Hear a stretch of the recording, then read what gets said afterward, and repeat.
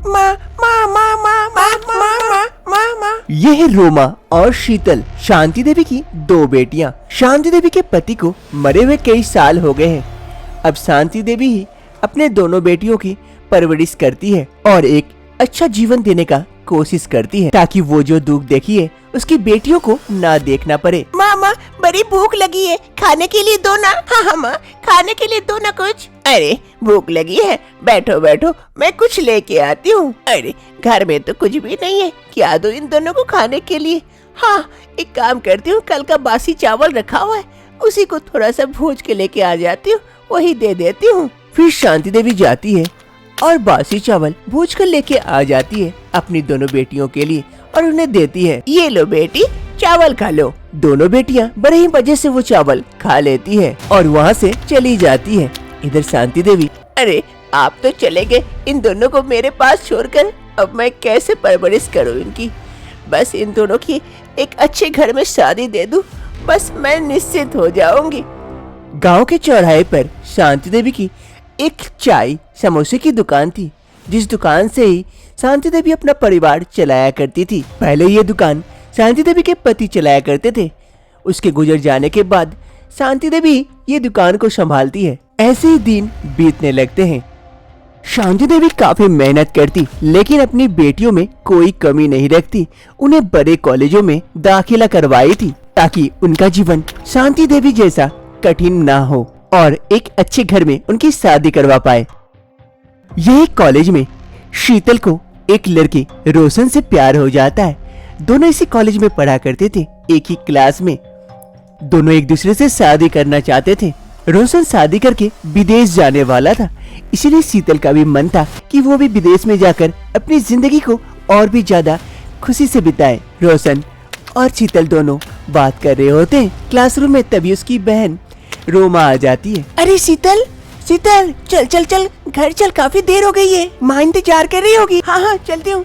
रोशन अब मैं घर चलती हूँ, बाय, कल मिलती हूँ। फिर शीतल वहाँ से चली जाती है। शीतल की बहन रोमा को इस बारे में पहले से पता था। ऐसे ही कुछ दिन बीत जाते हैं, कॉलेज खत्म हो जाती है।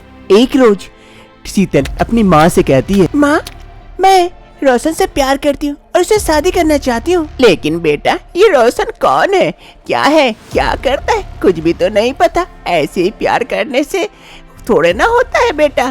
माँ वो काफी अमीर है और शादी के बाद वो विदेश चला जाएगा। मैं भी विदेश में रहना चाहती हूँ। यहाँ की जिंदगी मुझे अब अच्छी नहीं लगती। यहाँ गांव में रहना, वहाँ मैं विदेश में रहूंगी। कितने अच्छे अच्छे लोग हैं, कितने अच्छे दोस्त बनेंगे, मैं खुश रहूंगी। माँ प्लीज मान जाओ ना। अरे नहीं नहीं बेटा, मैं तुझे विदेश नहीं भेजना चाहती, तू हमारे यहीं रह। अगल बगल कोई अच्छा लड़का देख के तेरी शादी दे दूंगी, कम से कम तुझे 2 पल देख तो पाऊंगी कभी। और तू वहाँ चली जाएगी तो तुझसे तो मुलाकात ही नहीं हो पाएगी। नहीं नहीं बेटा, मैं नहीं चाहती कि तू उस लड़के से शादी करके विदेश चला जाए। तो क्या माँ, तू चाहती है मैं तेरे जैसा ही रहूं, इस कोठरी में ऐसे ही जिंदगी बिताऊं? सारी जिंदगी तो ऐसे ही इस मिट्टी के घर में रह के आई हूँ। अब मेरे सामने खुशियाँ हैं तो तू उसे भी मुझे पाने नहीं दे रही है। कैसी माँ है तू? ये कहते हुए शीतल वहाँ से चली जाती है। अरे सुनते हो जी, बेटी बड़ी हो गई है, अब अपना फैसला खुद कर सकती है। शीतल अपनी माँ की बात नहीं सुनती है और एक रोज रोशन के साथ मंदिर में आकर शादी कर लेती है। आप लोगों की शादी संपन्न हुई। अब आप लोग आज से एक नई जिंदगी की शुरुआत करें। शादी करने के बाद शीतल अपने पति के साथ अपने माँ के घर आती है, उससे भेंट करने के लिए। माँ मैं जा रही हूँ अपने पति के घर, विदेश जा रही हूँ। चल ठीक है बेटी, तू शादी कर ली तो अच्छा है, कम से कम वहाँ खुश रहना, सुखी रहना। बेटा मेरी बेटी का ख्याल रखना। अरे हाँ हाँ आंटी, आप चिंता न करो, मैं इसका खूब ख्याल रखूंगा। शीतल अब चले, नहीं तो फ्लाइट मिस हो जाएगी हमारी। हाँ रोशन चलो, आती हूँ माँ। फिर शीतल अपने माँ बहन से विदा लेकर वहाँ से चली जाती है गाड़ी में बैठकर। और इधर उसकी माँ शांति देवी और उसकी बहन रोमा दोनों घर पर ही रुकती है। शांति देवी को बुरा तो लगता है कि वो विदेश जा रही है, लेकिन इस बात की खुशी भी थी कि उसकी बेटी खुश है। ऐसे ही कुछ समय बीत जाते हैं। शांति देवी अपनी बेटी रोमा की शादी एक लड़के से करवा देते हैं। दोनों बेटियों की शादी होने के बाद शांति देवी अब निश्चिंत थी। आपके जाने के बाद मैं दोनों बेटियों की शादी करा पाई, इसमें मैं बहुत खुश हूँ। अब मैं निश्चिंत हूँ, मर भी जाऊँ तो कोई दुख नहीं है। ऐसे ही दिन बीतने लगते हैं। शुरू में तो रोमा और उसके पति अपने माँ से मिलने के लिए आया करते थे, लेकिन धीरे धीरे वक्त बीतने के साथ साथ रोमा भी आना बंद कर देती है। अरे रोमा तो बीच बीच में कभी कभी आती भी है, लेकिन शीतल का क्या पता क्या हुआ, कोई खबर भी नहीं है। कितने साल हो गए इसके शादी को, एक बार भी नहीं आई मुझसे मिलने। अब मरने से पहले एक बार उसके अगर मिल लेती तो कितना अच्छा रहता। अब शांति देवी धीरे धीरे बीमार रहने लगी थी। कई वर्ष बीत जाते हैं। रोमा भी अब अपनी माँ से मुलाकात करने के लिए नहीं आती है। एक रोज शांति देवी का काफी तबीयत खराब था, वो बिस्तर पर सोई हुई थी। तभी उसकी बेटी शीतल आती है। माँ, माँ कहाँ हो माँ? अरे कौन? रोमा? रोमा आई है? अरे नहीं माँ, मैं शीतल। अरे शीतल बेटी, तू आई है? मैं कितने बरस हो गए तुझे देखे हुए, आज तेरे दर्शन हुए। वाह वाह बेटी, बहुत अच्छा लगा। लेकिन बेटी इतने सालों तक कहाँ थी? एक बार भी फोन तक नहीं किया, और ना ही तू हमसे मिलने आई। क्यों, माँ से रूठी हुई थी क्या बेटी? अरे नहीं माँ, अब मैं तुम्हें क्या ही बताऊँ। मैं शादी करके बहुत बड़ी गलती कर गई थी। मैं शादी करके वहाँ तो गई थी, लेकिन वहाँ पर जाकर बहू नहीं नौकरानी बन के रहती थी। मेरे पासपोर्ट, मेरे पास कुछ पैसे नहीं थे। दिन भर मुझसे काम कराया जाता था, एक नौकरानी के भांति मेरे साथ व्यवहार किया जाता था, और मुझे आने भी नहीं दिया जाता था। मैं कई कष्टों से पैसे जुगाड़ करके जैसे तैसे करके यहाँ आ गई माँ। अब मैं कभी नहीं जाऊंगी। अरे बेटा, मैं तो कह रही थी हमारे देश में रहती, हमारे साथ रहती, अच्छा रहता। तू ही तो विदेश जाना चाहती थी। अब माँ तुम्हें छोड़कर मैं कहीं नहीं जाऊंगी, यही रहूंगी। और माँ, रोमा कहाँ है? वो कहीं दिख नहीं रही है। अरे बेटा, रोमा का भी शादी हो गया है, वो अपने परिवार के साथ खुश है। आती है कभी कभी बीच बीच में, 2 साल पहले आई थी, अब नहीं आती है। ये क्या माँ, वो यहाँ रहते हुए भी तुझसे मिलने नहीं आई 2 सालों से? आज ही मैं देखती हूँ। दूसरे रोज ही शीतल रोमा के घर आती है रोमा से मिलने के लिए। अरे रोमा, क्या बात है, तू माँ के पास नहीं जाती है माँ से मिलने के लिए? शादी के बाद माँ को भूल गई क्या? अरे शीतल, मुझे क्या कहती है? तू तो पहले भूल गई, तू तो विदेश में जाके रहने लगी, तेरा तो कोई खबर नहीं था, और तू मुझसे पूछ रही है? अरे रोमा, मेरी गलती थी, मुझसे बहुत बड़ी गलती हो गई थी कि मैं वहाँ चली गई थी। अब मैं ये गलती नहीं करूँगी, अब मैं यहीं रहूँगी। अब माँ हमें इतने कष्ट से पाल पोस कर बड़ा की है, जब तक माँ है उससे मिलने आया कर, अच्छा लगेगा उन्हें। रोमा को भी अब रियलाइज होता है कि वो माँ के पास मिलने नहीं जाकर बहुत बड़ी गलती कर रही थी। हाँ शीतल, तू सही कह रही है, मैं अब से जाऊंगी माँ के पास मिलने के लिए, बीच बीच में आती रहूंगी। आज चल, मेरे साथ चल, अच्छा लगेगा माँ को। शांति देवी बिस्तर पर सोई हुई थी। तभी शीतल अपनी बहन रोमा को भी लेके आती है घर। अरे माँ देखो, मैं किसे लेके आई हूँ। अरे किसे लेके आई? अरे रोमा बेटी, कितने वर्षों बाद तुझसे भी मुलाकात हुई, तुम लोग दोनों से बहुत अच्छा लगा। अब शीतल अपने माँ के साथ रहने लगती है, और रोमा बीच बीच में यहाँ आती है अपने माँ से मिलने के लिए। अब शांति देवी को भी काफी अच्छा लगने लगा था। अगर आपके माँ बाप भी दूर हैं तो कभी कभी उनसे मिलने जाया कीजिए, उनसे फोन पे बातें कर लीजिए। हो सकता है आपकी माँ या बाबा आपके फोन की राह देख रहे हैं, लेकिन आप काम में इतने व्यस्त हो जाते हैं कि उन्हें फोन करने का फुर्सत ही नहीं होता है। आपके लिए तो बहुत कोई है, लेकिन आपके माँ बाबा के लिए आप ही सब कुछ हो। थोड़ी सी बात कर लेने से उन्हें काफी अच्छा लगता है। इसीलिए अगली बार एक फोन अपने माँ बाबा को जरूर करें, या नजदीक है तो उनसे मिल ले, काफी अच्छा लगेगा उन्हें।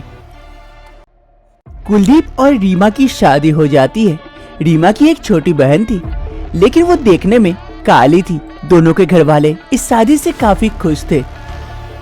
शादी की दूसरी सुबह सास रेखा देवी और कुलदीप दोनों हॉल में बैठे हुए थे।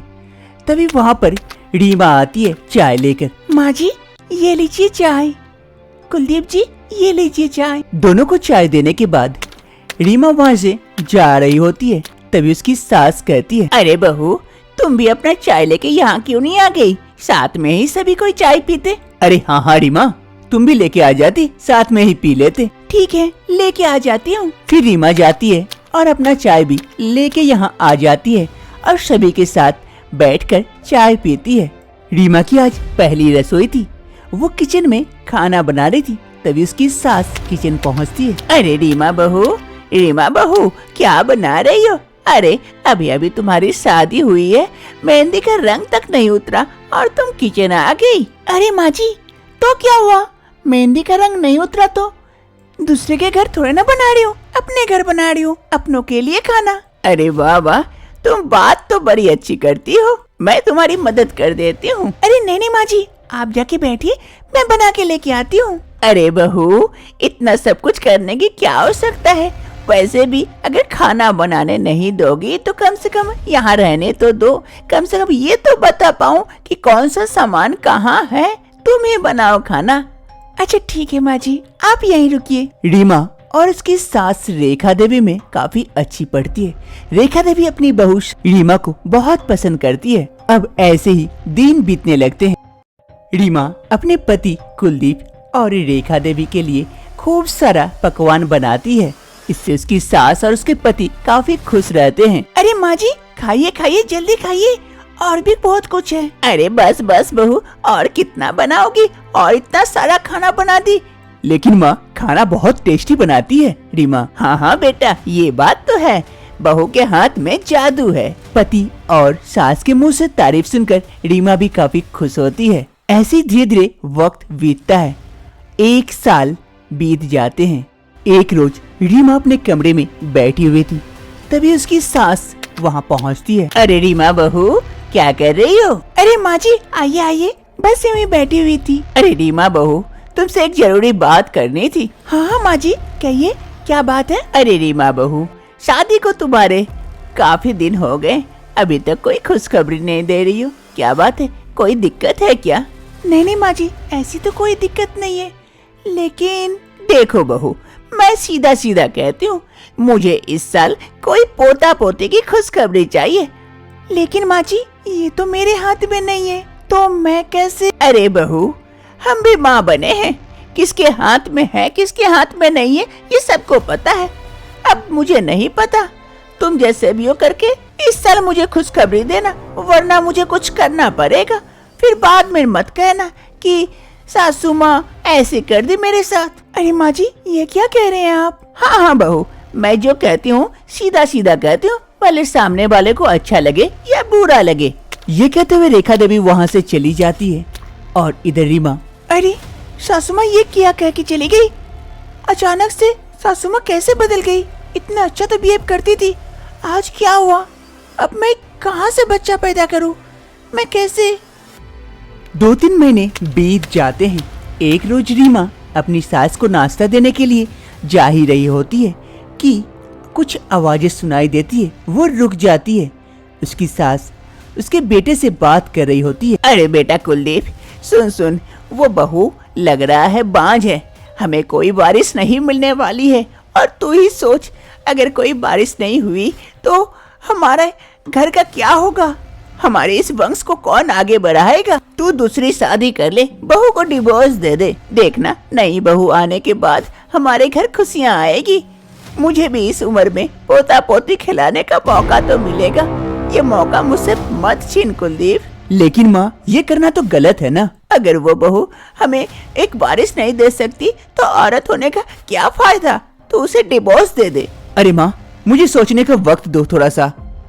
ये कहते हुए कुलदीप वहाँ से चला जाता है और इधर दरवाजे के पीछे से रीमा सब कुछ सुनती है। उसे काफी बुरा लगता है, लेकिन बेचारी कर भी क्या सकती है। अब लगता है मुझे ही कुछ करना होगा, मुझे ही कुलदीप के लिए कोई अच्छी सी लड़की देखना पड़ेगा। रीमा उस बात को सुनने के बाद काफी चिंतित हो जाती है, परेशान हो जाती है। अरे अब मैं क्या करूं? ये लोग तो मेरे साथ कुलदीप का डिवोर्स करवाने वाले हैं। अब मैं क्या करूं? घर जाऊंगी, मम्मी पापा पर बोझ बनूंगी। ऐसे भी घर में सीमा है ऊपर से मैं भी चली गई तो क्या होगा? मुझे कुछ करना होगा। नहीं, मैं ही कुछ करूंगी। रीमा इधर काफी सोचती है और सोचने के बाद एक बड़ा सा फैसला करती है। दूसरी सुबह रीमा चाय के साथ अपने बड़े से फैसले के साथ भी उनके सामने उपस्थित होती है। माँ जी, ये लीजिए चाय। कुलदीप जी, चाय। माँ जी, कुलदीप जी, मैं आप लोगों को कुछ कहना चाहती हूँ। हाँ कहो, क्या कहना चाहती हो? एक बच्चा तो दे नहीं सकती हो और कहने आ गई। माँ जी, उसी बारे में कहना चाहती हूँ। मुझसे शायद कुलदीप जी के साथ मेरा बच्चा नहीं हो रहा है। शायद मैं बाज हूँ, लेकिन मुझे यूं ही डिवोर्स देके अपने घर न भेज दीजिए। तो फिर क्या करूँ? माँ जी, कुलदीप जी की शादी मेरी बहन सीमा से करवा दीजिए। तब तो कुलदीप जी को भी बच्चा हो जाएगा और मैं भी यहाँ रह जाऊंगी अपनी बहन के साथ, अपनी बहन की सौतन बनकर। कम से कम अपने माँ बाप पर बोझ तो नहीं बनूंगी। इतना कर दीजिए माँ जी, आपको भी आपका वंशज मिल जाएगा, पोता पोती जो भी हो। लेकिन रीमा, तुम अपनी बहन के साथ? लेकिन कैसे? मैं एडजस्ट कर लूंगी कुलदीप जी, चिंता ना करे। लेकिन तुम्हारी बहन मानेगी ये शादी के लिए? मैं मना लूंगी माँ जी। रीमा की बातें कुलदीप और उसकी माँ रेखा देवी दोनों मान जाते हैं। दूसरे रोज ही रीमा अपने घर पहुंच जाती है और अपनी माँ और बहन सीमा को सारी बातें बताती है। लेकिन दीदी, मैं कैसे जीजू के साथ? हाँ बेटी, ये कैसे? और तू इतना बड़ा कुर्बानी दे रही है, अपने ही बहन को सौतन बना के अपने घर लेके जा रही है। अरे माँ, कोई बात नहीं है, मैं इतना तो कर सकती हूँ। आप मेरी जगह पर आके भी देखो ना। और वैसे भी सीमा मेरी बहन है, कल सौतन बनेगी, कोई दिक्कत नहीं है। मैं इसके साथ एडजस्ट कर सकती हूँ, लेकिन किसी और को कैसे माँ? सच में बेटी, किसी ने कहा था औरत में बहुत शक्ति होती है सहने की। आज देख भी ली। रीमा अपने घर वालों को मना लेती है कुलदीप के साथ उसकी बहन की शादी देने के लिए। फिर रीमा अपने पति कुलदीप की शादी अपनी बहन सीमा के साथ करवा देती है। इससे रीमा की सास काफी खुश होती है। शादी के बाद दोनों बहन अब एक साथ रहती थी, लेकिन सौतन जैसा नहीं, एक बहन जैसा ही दोनों में काफी तालमेल बैठता था। दोनों एक दूसरे को समझते थे। अरे सीमा, जा ये नाश्ता कुलदीप जी को दे के आ, तब तक मैं बाकी बनाती हूँ। ठीक है दी, मैं दे के आती हूँ। दोनों बहन इस घर में एक दूसरे के साथ मिलजुल कर रहती थी। धीरे धीरे वक्त बीतने के साथ साथ सीमा एक बच्चे को जन्म देती है। इससे उसकी सास काफी खुश होती है। अरे बहू, लाओ लाओ मेरे पोते को, मुझे दो, मैं खिलाती हूँ। ले ले ले ले ले ले मेरा बच्चा, लू लू लू लू लू, ले ले ले ले ले ले ले। सास काफी खुश थी पोते के होने से, और उस बच्चे का भी सौभाग्य था कि उसे दो माओं का प्यार मिलेगा। रीमा भी उस बच्चे से खूब प्यार करती, अपने बच्चे जैसा ही मानती थी। फिर सभी कोई इस घर में अब खुशी खुशी रहने लगते हैं।